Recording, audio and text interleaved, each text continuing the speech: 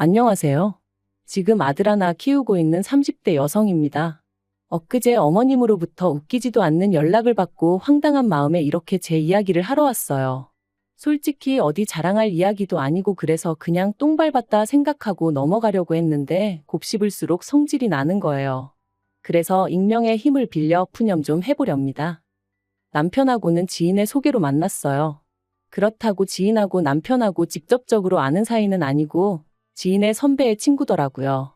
솔직히 저는 당시 연애에 대한 생각도 없었고 급한 게 없었는데 지인 눈에 제가 어디가 안쓰러워 보이기라도 한 건지 한번 만나보라고 어찌나 성화였는지 몰라요. 그리고 저는 당시만 하더라도 남의 부탁을 잘 거절하지 못하는 성격이었거든요. 그래서 그냥 밥이나 한 끼 먹고 온다는 마음으로 나갔는데 남편은 제가 마음에 들었는지 첫 만남에서부터 어찌나 들이대던지 말해요. 그리고 저는 그렇게 누가 저에게 저돌적으로 다가온 적이 없다 보니 그런 남편이 황당하기도 하고 한편으론 싫지 않았어요. 사랑을 받는 게 이런 건가 싶었다고 해야 할까요? 그래서 얼마 지나지 않아 바로 연애를 시작했고 1년 만에 프로포즈까지 받았습니다. 결혼 당시 양가로부터 특별히 받은 지원은 없어요. 친정부모님께서 양가에서 5천씩이라도 해주면 어떻겠냐 하셨는데 시댁에서 돈은 있지만 여기저기 묶여있는 탓에 당장 해줄 수가 없다 나오셨거든요. 그리고 그 과정에서 제가 비록 이렇게 덤덤히 적고는 있지만 별의별 소리가 다 오갔던 게 사실이에요. 시부모님은 남편한테 저나 저희 친정부모님이 무슨 돈이라도 맡겨놓은 것 마냥 이야기를 했다며 불쾌하다 하셨고 저희 친정부모님은 친정부모님대로 돈 5천도 안 해줄 거면서 왜 예단 타령이고 이바지 음식 이야기를 하냐며 기분 나빠하셨으니까요. 그리고 저는 팔이 안으로 굽는 것도 있었겠지만 솔직히 저희 시부모님이 도가 지나치다 생각했어요. 시댁에서 금전적인 부분에 있어서는 이런 방구도 없었으니 저희 친정부모님 입장에선 기다리다 못해 한마디 한 것뿐이셨는데 그걸 그렇게 기분 나쁘게 받아들이실 거라곤 상상도 못했거든요. 아무튼 결국 시댁에서 당장은 이런 한 푼 못 해준다시면서도 그 와중에 친정에선 돈 언제 해주냐고 저를 닥달하셨기에 저도 홧김에 친정부모님께도 해주지 마시라 했습니다. 죽이 되든 밥이 되든 남편과 둘이 알아서 시작해보겠다고요. 그리고 시작부터 삐그덕된 저와 시부모님의 관계는 결혼 후에도 좀처럼 나아질 기미가 없었습니다. 아니, 오히려 더 심해졌지요. 왜냐하면 시부모님께서 매일 아침 저한테 문안 인사를 받아야겠다고 하셨거든요. 저는 남편더러 그게 말이 된다고 생각하냐, 당연히 당신 선에서 그런 건 못한다고 끊어줬어야지 그 말을 지금 나한테 전하면 어떡하냐 하고 화를 냈습니다. 그런데 남편이 하는 말이 1시간씩 통화하자는 것도 아니고 5분 10분이면 될 일인데 그걸 해보지도 않고 싫다 하는 제가 이상하다대요. 그래서 남편더러 그럼 당신도 우리 부모님한테 매일같이 전화드리라 했어요. 당신 말대로 그거 별거 아닌 것 같으면 당신이 먼저 해보라고 했죠. 그랬더니 며느리하고 사위하고는 다르지 않냐면서 헛소리를 해대는데 어이가 없더라고요. 게다가 저는 당시 사는 곳은 서울의 끝이었고 직장은 분당에 있다 보니 8시 반까지 출근을 하기 위해선 6시 반에는 나가야 하는 상황이었어요. 그런데 그 바쁜 아침 시간에 시부모님한테 문안 인사라니 말도 안 되는 일이었죠. 그런데 시부모님의 요구는 그게 다가 아니었습니다. 시댁과 저희 신혼집은 차로 1시간 정도의 거리였는데 시부모님은 차가 없으시다 보니 솔직히 저희가 뵈러 가지 않으면 만나기 불편했던 건 사실이에요. 하지만 그렇다고 해서 주말 중 하루는 무조건 시댁에서 아침부터 저녁까지 있어야 한다는 게 말이 되나요? 시부모님, 특히나 어머님께선 다른 여자들은 며느리 들이고 나면 며느리랑 백화점도 가고 어디 카페도 가고 며느리가 차려주는 밥상도 받고 그런다는데 저희는 신혼집을 멀리도 잡아가지고 당신은 그런 것도 못 해본다며 그러니까 주말 중 하루는 무조건 시부모님하고 보내야 된다셨습니다. 하지만 결혼 전부터 서로 부딪혀야만 했던 상황도 있었고 그 감정이 다 풀어진 것도 아니었는데 뭘 그렇게 저랑 하고 싶다 하시며 오라고 하시는 건지 이해가 안 되더라고요. 그래서 남편한테 그렇게는 못한다고 했습니다. 일주일 내내 일하고 나면 주말엔 나도 쉬어야지. 시부모님 기분 맞춰드리자고 그렇게 지낼 수는 없다고요. 그랬더니 남편이 자기도 제 말이 뭔지는 잘 알아들었지만 솔직히 마음이 좋진 않다대요. 그래서 그러면 당신 혼자 주말마다 내려가라. 그거 가지곤 뭐라 안 하겠다 했습니다. 하지만 남편은 계속해서 어머님이 며느리랑 이것저것 하고 싶으시다는데 자기 혼자 내려가는 게 무슨 의미가 있겠냐며 저더러 좀만 이해를 해달라는 거 있죠? 그래서 제가 남편더러 그럼 시댁엔 나 혼자 내려가 있을 테니 당신은 그 시간에 우리 친정에 가 있으라 했어요. 우리 친정아버지도 아들만 있으면 같이 낚시도 다니고 등산도 다니고 그렇게 지내고 싶어 하셨다고. 그러니까 내가 당신 집에 가서 며느리 노릇하는 동안 당신도 우리 집 가서 사위 노릇 좀 하라고요. 그랬더니 남편도 더는 고집을 부리지 못하대요. 하지만 이런 일이 있을 때마다 남편과 제 선에서 이야기가 마무리되고 그런 건 아니었어요.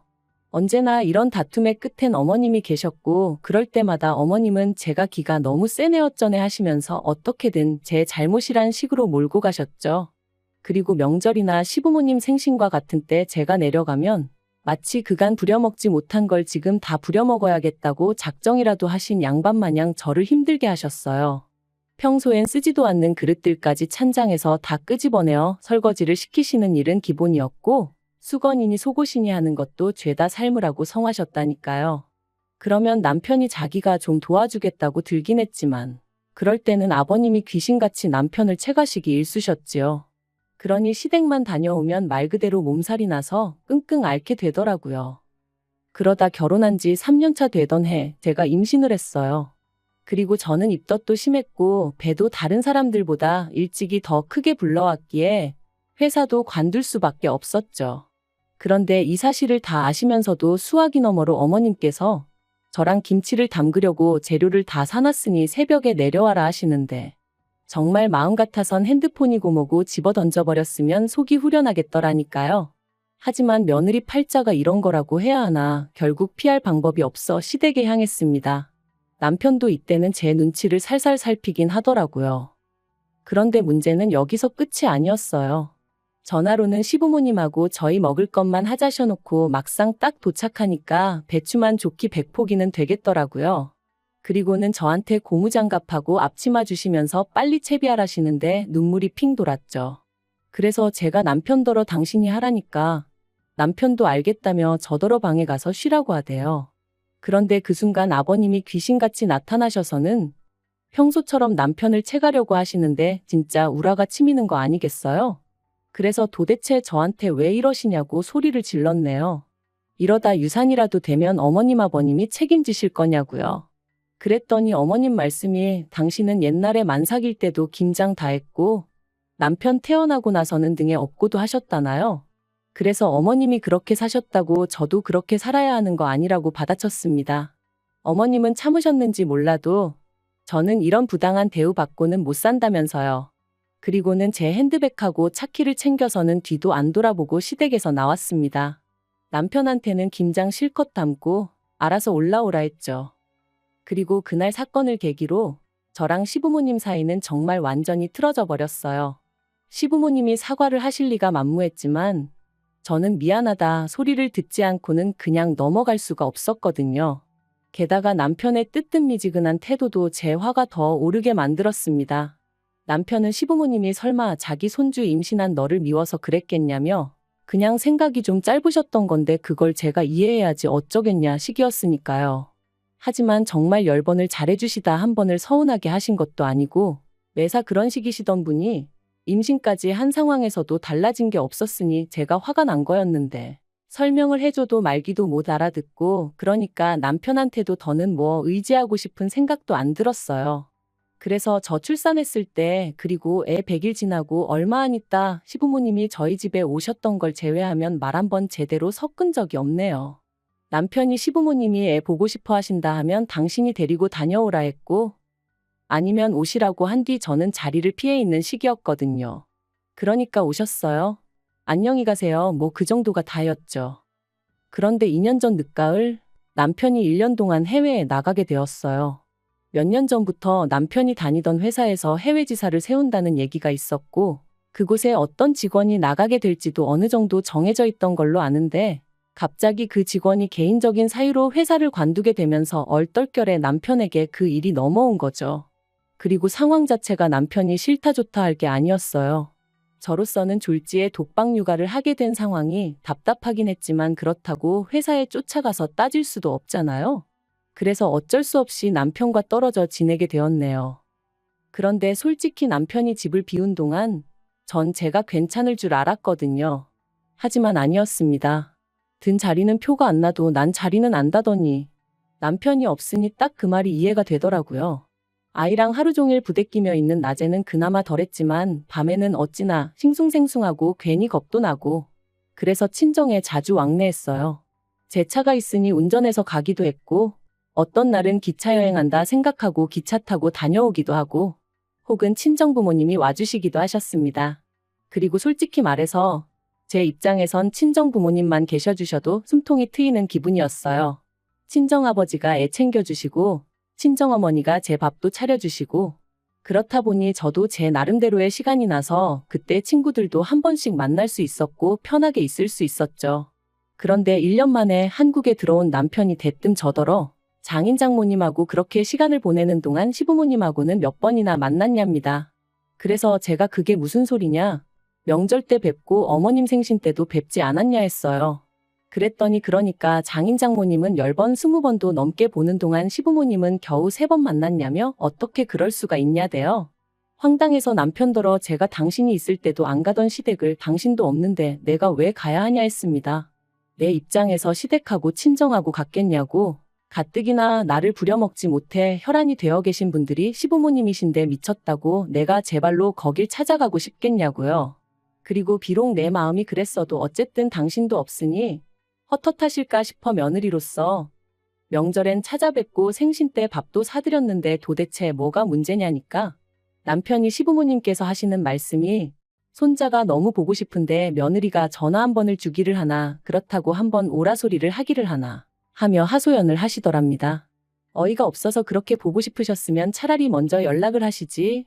억지도 이런 억지가 어딨냐고 제가 받아쳤어요. 그랬더니 남편이 하는 말이 육아하는 며느리 스트레스 받을까봐 배려해 주신 건데 고맙고 죄송하단 말은 못하고 어떻게든 흠만 잡으려 드냐대요. 그리고는 자기가 지난 1년 동안 제가 시부모님한테 어떻게 하는지 말은 안 했지만 다 지켜보고 있었다면서 이혼하자 그러더라고요. 마른 하늘에 날벼락이 이런 건가 싶대요. 처음엔 저도 이혼 못한다고 버텼어요. 1년이나 애한테 아빠 노릇도 못 해놓고 이제 와서 무슨 소리냐고 정신 차리라고 했죠. 하지만 남편은 완강했습니다. 자기가 부모가 되어보니까 자기 부모님 마음을 알겠대요. 그러면서 시부모님한테 제가 너무 못하는데 그거 자기는 더는 못 봐준다나요? 그리고 저도 며칠의 설정 끝에 남편에 대한 믿음과 신뢰를 잃었어요. 그래서 남편에게 당신이 바라는 대로 이혼하자 했죠. 그래서 협의 이혼했어요. 남편이 양육권을 욕심내지 않는 게 의아했지만 같이 구한 아파트도 조건 없이 저에게 주겠다 하니 저도 더는 따져 묻지 않았고요.